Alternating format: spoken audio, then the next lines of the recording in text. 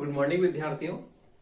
पिछली कक्षा में हम जापान के सम्राट की शक्ति एवं कार्य हम पढ़ रहे थे और आपको बताया था कि इस प्रकार से जापान का सम्राट संवैधानिक अध्यक्ष है।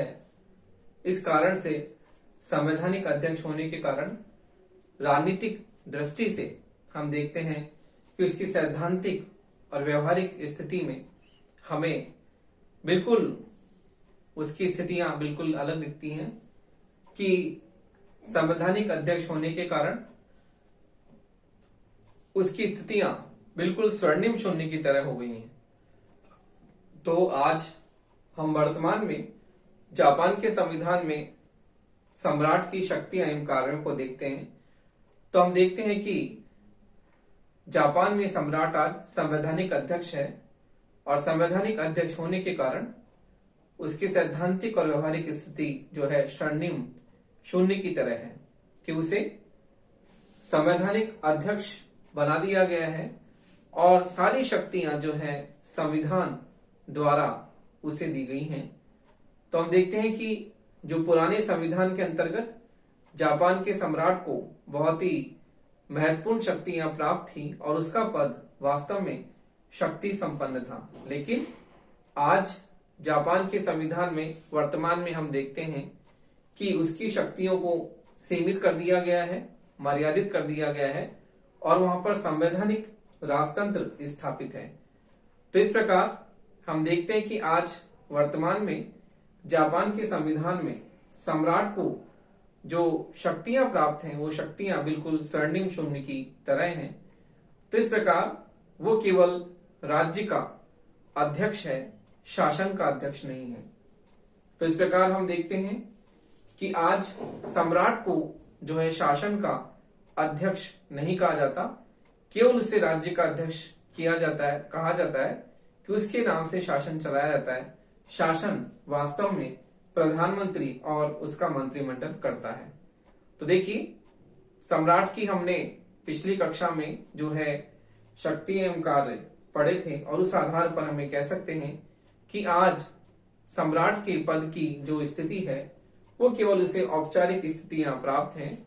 वास्तविक जो अध्यक्ष है शासन का वो प्रधानमंत्री और उसका मंत्रिमंडल है। तो देखिए, आपका अगला टॉपिक आता है सम्राट के बाद में जापान के संविधान में जापान का प्रधानमंत्री। तो देखिए, आज आपका टॉपिक है जापान में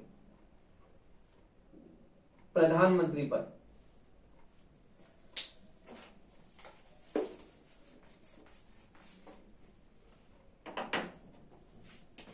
जापान में प्रधानमंत्री पद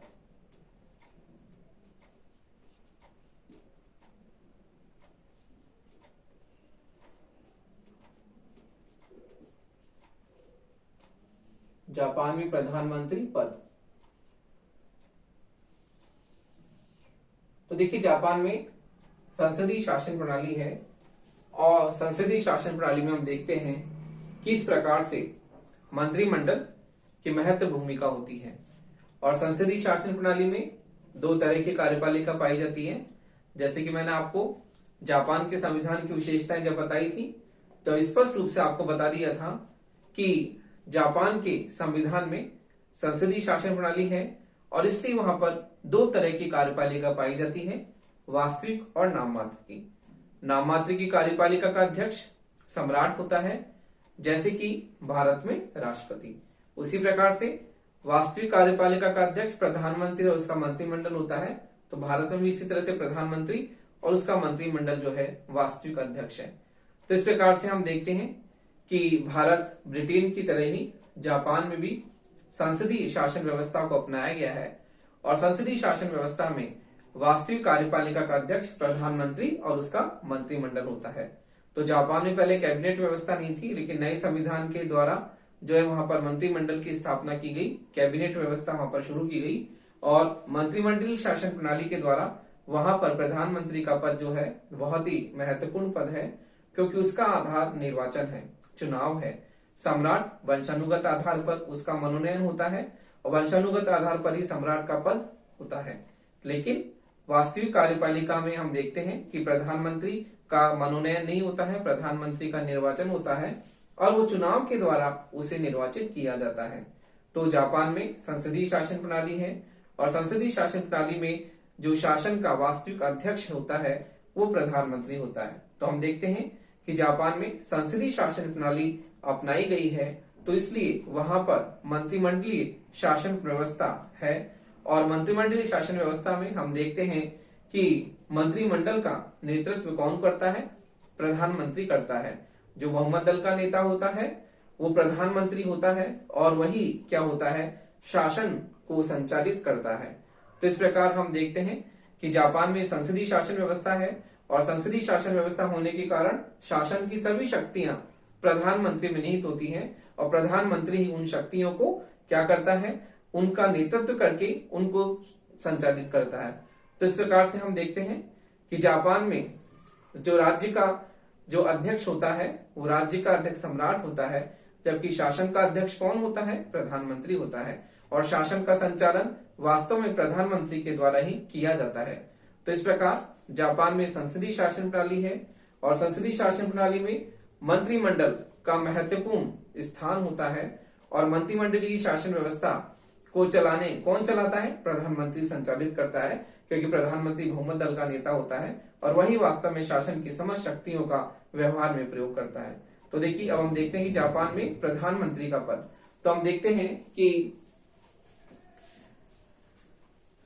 ब्रिटेन में तो प्रधानमंत्री का पद संवैधानिक अभिसमयों एवं प्रथाओं पर आधारित है। तो देखिए ब्रिटेन में प्रधानमंत्री का पद,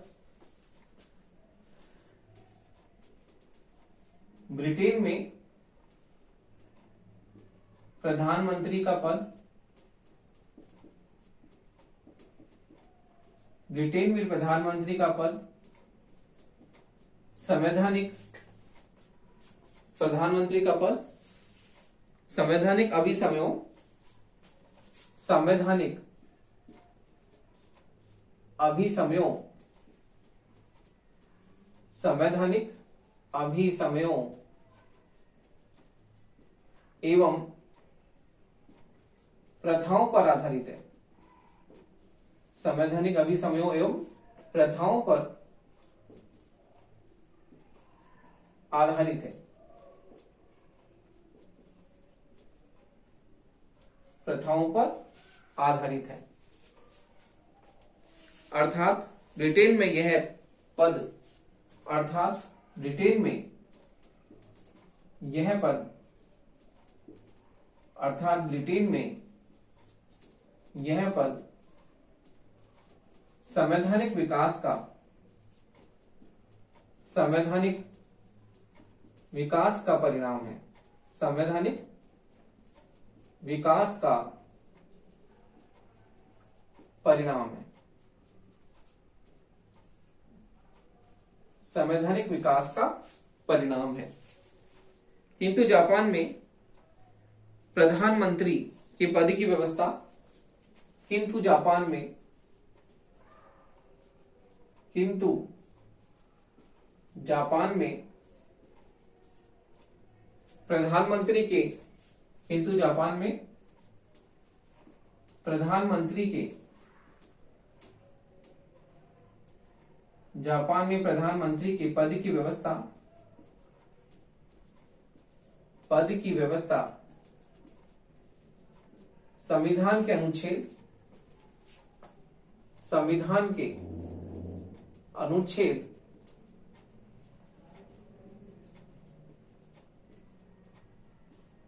संविधान के अनुच्छेद 66, संविधान के अनुच्छेद 66 के अंतर्गत की गई है। संविधान के अनुच्छेद 66 के अंतर्गत की गई है, की गई है, अंतर्गत की गई है। इस प्रकार जापान में प्रधानमंत्री का पद, इस प्रकार जापान में, इस प्रकार जापान में प्रधानमंत्री का पद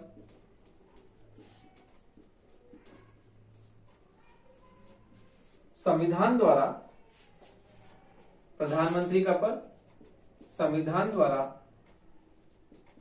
निर्मित है, संविधान द्वारा निर्मित है। यह कोई संवैधानिक विकास का, यह कोई संवैधानिक, यह कोई संवैधानिक विकास का परिणाम, यह कोई संवैधानिक विकास का परिणाम नहीं है। तो देखिए, इस प्रकार हम देखते हैं कि ब्रिटेन में जहां पर संविधान अलिखित है और अलिखित होने के कारण वहां पर संवैधानिक अभिसमय एवं प्रथाओं पर ही वहां सारी व्यवस्थाएं आधारित है। प्रधानमंत्री का पद ही संवैधानिक अभिसमय प्रथाओं पर आधारित है और ब्रिटेन में यह पद संवैधानिक विकास का परिणाम है, क्योंकि ब्रिटेन में संविधान लिखित नहीं है। ब्रिटेन में संविधान को किसी संविधान सभा द्वारा निर्मित नहीं किया गया है, यह अभिसमय एवं प्रथाओं पर आधारित है। लेकिन जापान में प्रधानमंत्री का पद संविधान के अनुच्छेद 66 के अंतर्गत जापानी प्रधानमंत्री की सारी शक्ति एवं कार्यों का उल्लेख किया गया है। तो इस प्रकार हम देखते हैं कि जापान में प्रधानमंत्री का पद संविधान द्वारा निर्मित है, संविधान द्वारा उसकी रचना की गई है और यह कोई संवैधानिक विकास का परिणाम नहीं है। तो इसलिए ब्रिटिश प्रधानमंत्री का पद संवैधानिक विकास का परिणाम है, जबकि जापान में प्रधानमंत्री का पद जो है वो संविधान द्वारा निर्मित है। तो देखिए, जापान में संसदीय शासन प्रणाली है और जहां सम्राट, जापान में संसदीय शासन प्रणाली है, सॉरी पैराग्राफ चेंज नहीं करना, उसी के आगे करना है। जापान में संसदीय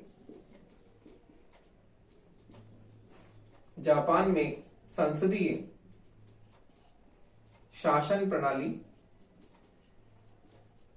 जापान में संसदीय शासन प्रणाली है, संसदीय शासन प्रणाली है जहां सम्राट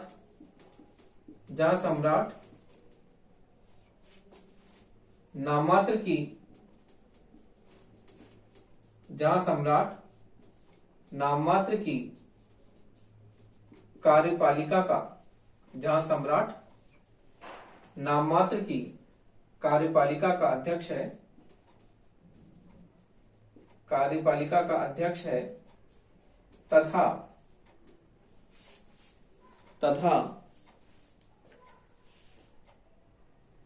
कार्यपालिका का अध्यक्ष है, वहां ही अध्यक्ष है, वहां ही मंत्रिमंडल, वहां ही मंत्रिमंडल वास्तविक कार्यपालिका है, वहां ही मंत्रिमंडल वास्तविक कार्यपालिका है। तो देखिए, संसदीय शासन व्यवस्था में दो तरह की कार्यपालिका होती है, नाममात्र की और वास्तविक। नाममात्र की कार्यपालिका का अध्यक्ष सम्राट है और वास्तविक कार्यपालिका का अध्यक्ष प्रधानमंत्री, उसका मंत्रिमंडल होता है। तो इस प्रकार वास्तविक कार्यपालिका जो है मंत्रिमंडल में निहित होती है। तो देखिए, इस प्रकार हम देखते हैं कि संसदीय शासन प्रणाली में मंत्रिमंडल ऐसी धुरी है जिसके चारों ओर हम देखते हैं कि शासन व्यवस्था घूमती है। तो इस प्रकार हम देखते हैं कि जापान के प्रधानमंत्री की योग्यता एवं नियुक्ति किस प्रकार से होती है। तो देखिए, प्रधानमंत्री की योग्यता एवं नियुक्ति।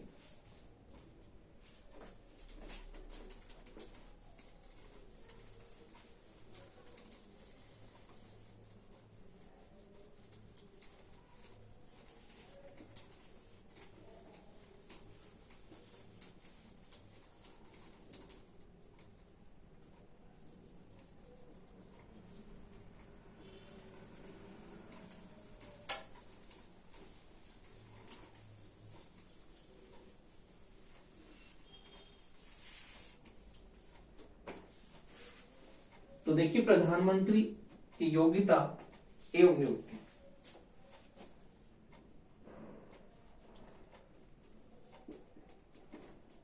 प्रधानमंत्री की योग्यता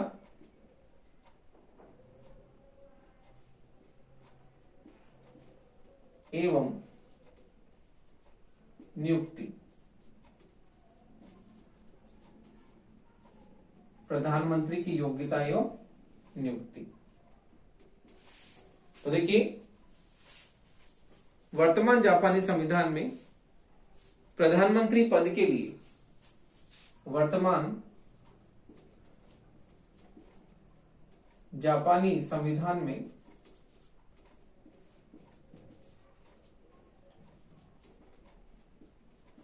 जापानी संविधान में अनुच्छेद 66 वर्तमान जापानी संविधान में प्रधानमंत्री पद के लिए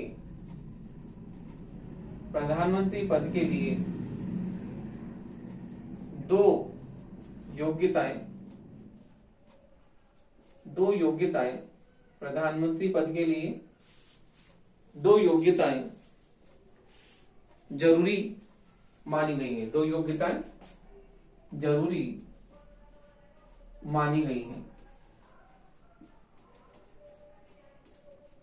पहली है कि उसे डाइट का सदस्य होना चाहिए। उसे डाइट का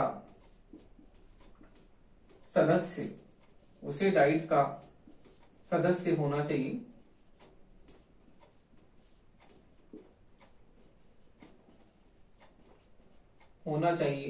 दूसरा है उसे डाइट का सदस्य होना चाहिए। दूसरा है उसे असैनिक होना चाहिए।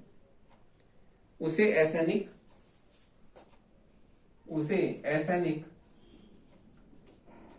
होना चाहिए।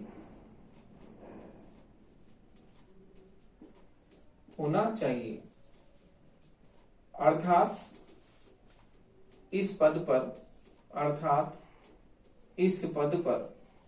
पर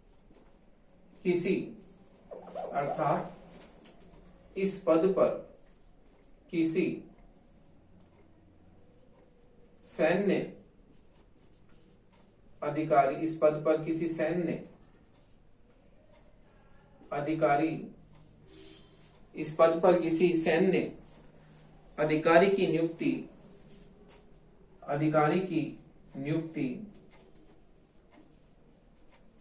नहीं की जा सकती है।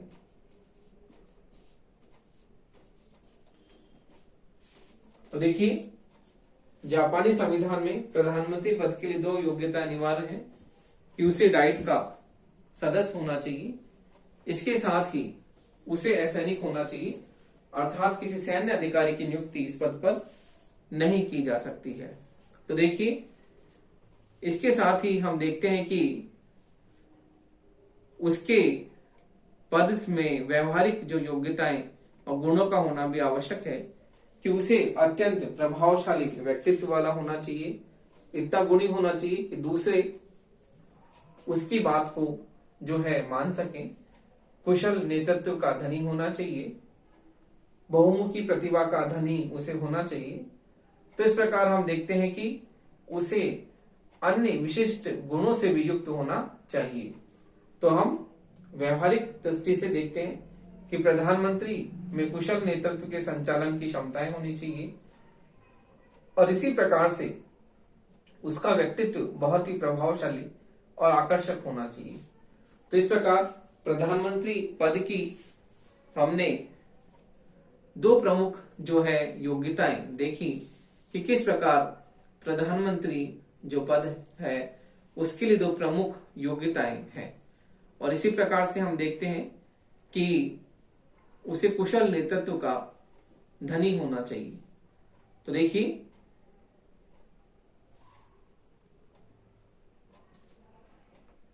अब हम देखते हैं कि प्रधानमंत्री का कार्यकाल। तो देखिए प्रधानमंत्री का कार्यकाल, प्रधानमंत्री का कार्यकाल,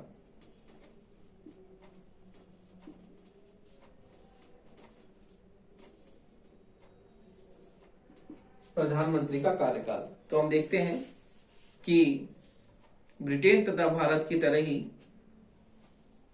ब्रिटेन तथा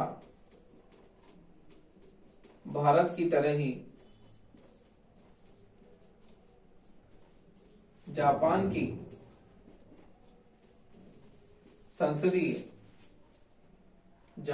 संसदीय शासन, जापान की संसदीय शासन व्यवस्था में भी प्रधानमंत्री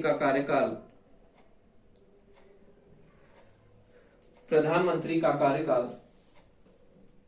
शासन व्यवस्था में भी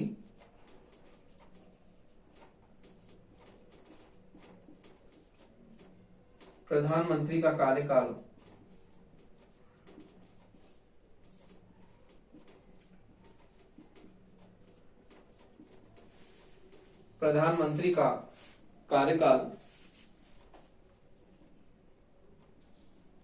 सैद्धांतिक दृष्टि से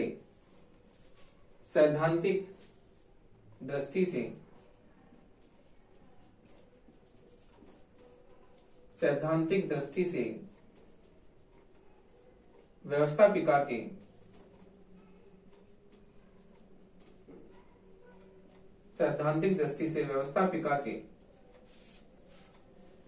प्रथम सदन के कार्यकाल के व्यवस्थापिका के प्रथम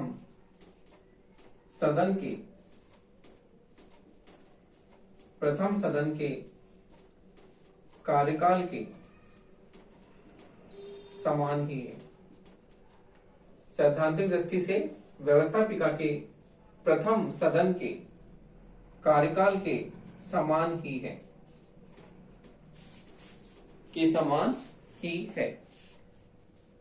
किंतु व्यवहार में उसका भी कार्यकाल प्राय अनिश्चित है। किंतु व्यवहार में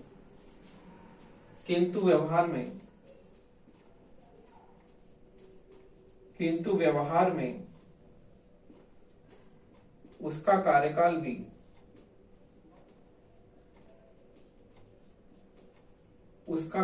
भी अनिश्चित है। उसका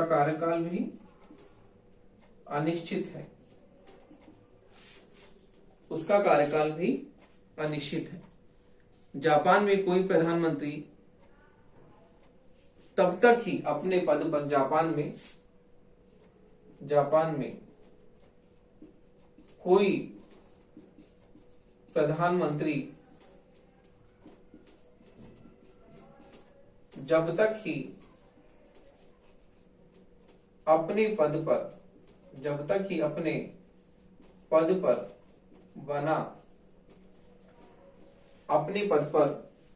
बना रह सकता है, जब तक उसे अपने पद पर बना रह सकता है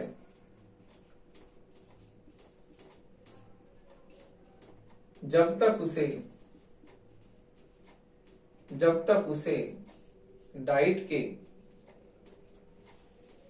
प्रथम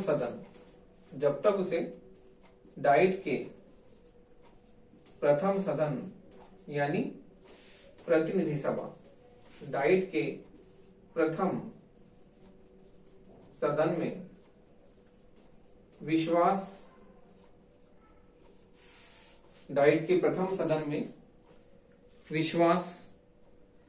मत या बहुमत प्राप्त हो।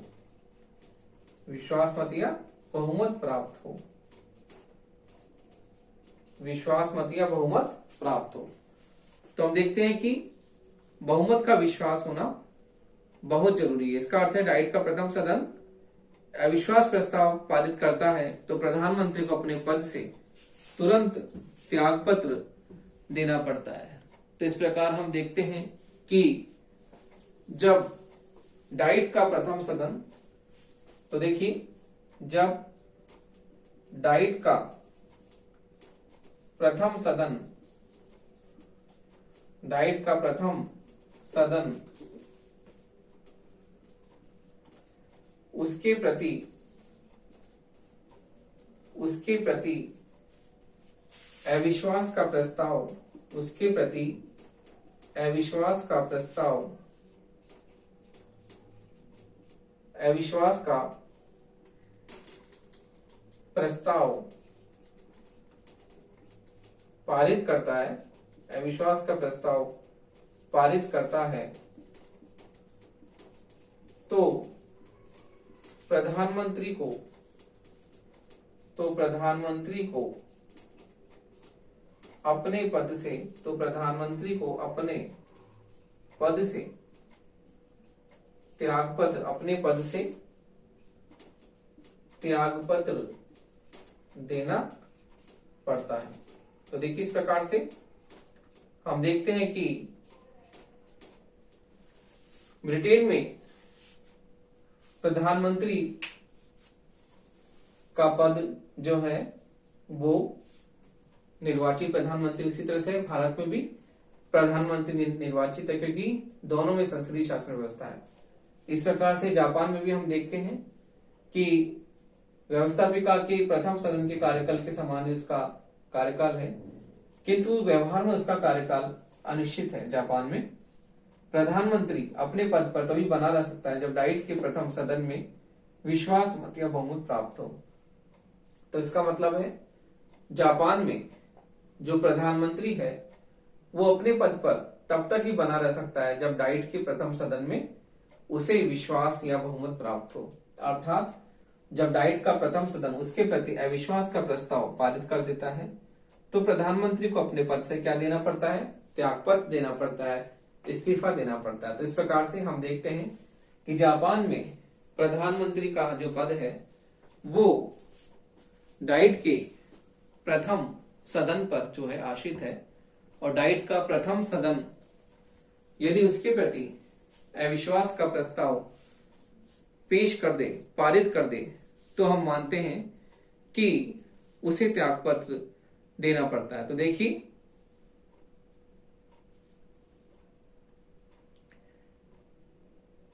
इस प्रकार हम देखते हैं कि जापान में संसदीय शासन व्यवस्था है, और संसदीय शासन व्यवस्था होने के कारण जो प्रधानमंत्री है वो वास्तविक कार्यपालिका का अध्यक्ष है, और शासन की सारी शक्तियां उसी में ही निहित है, और शासन की वास्तविक शक्तियों का प्रयोग प्रधानमंत्री के द्वारा ही किया जाता है।